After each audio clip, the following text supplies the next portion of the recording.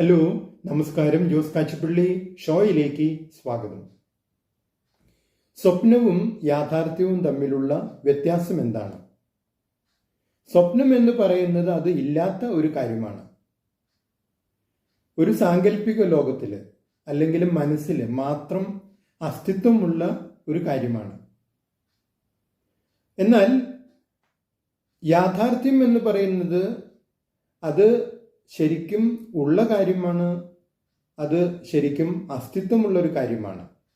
അതിന് മനസ്സിൽ മാത്രമല്ല, പുറത്തും സമൂഹത്തിലും ഒക്കെ അസ്തിത്വമുള്ള ഒരു കാര്യമാണ്. ഇത് വളരെ എളുപ്പം പറയാൻ കഴിയും. എന്നാൽ അത്ര എളുപ്പം പറയാൻ കഴിയാത്ത മറ്റൊരു കാര്യമുണ്ട്. യാഥാർത്ഥ്യം എന്ന് പറയുന്നത് നമ്മൾ പ്രത്യേകം വിശ്വസിക്കേണ്ട ആവശ്യമില്ല. അത് യാഥാർത്ഥ്യമായതുകൊണ്ട് തന്നെ നമ്മൾക്കത് സ്വീകരിച്ചേ മതിയാവൂ, അംഗീകരിച്ചേ മതിയാവൂ. നിങ്ങളുടെ കാറിൽ പെട്രോൾ തീർന്നാൽ പെട്രോൾ തീർന്നു എന്ന് നിങ്ങൾ പ്രത്യേകം വിശ്വസിക്കേണ്ട ആവശ്യമൊന്നുമില്ല. പെട്രോൾ വാങ്ങണം അല്ലെങ്കിൽ പെട്രോൾ നിറയ്ക്കണം എന്നുള്ളതൊന്നും നിങ്ങൾ വിശ്വസിക്കേണ്ട. കാരണം നിങ്ങൾ ഇതൊന്നും വിശ്വസിച്ചില്ലെങ്കിലും ഈ കാര്യങ്ങളൊക്കെ നിങ്ങൾ കൃത്യമായി ചെയ്തിരിക്കും. എന്നാൽ സ്വപ്നം എന്ന് പറയുന്നത് അങ്ങനെയല്ല. സ്വപ്നം യാഥാർത്ഥ്യമാക്കണമെങ്കിൽ നിങ്ങൾ വിശ്വസിച്ചേ മതിയാകൂ.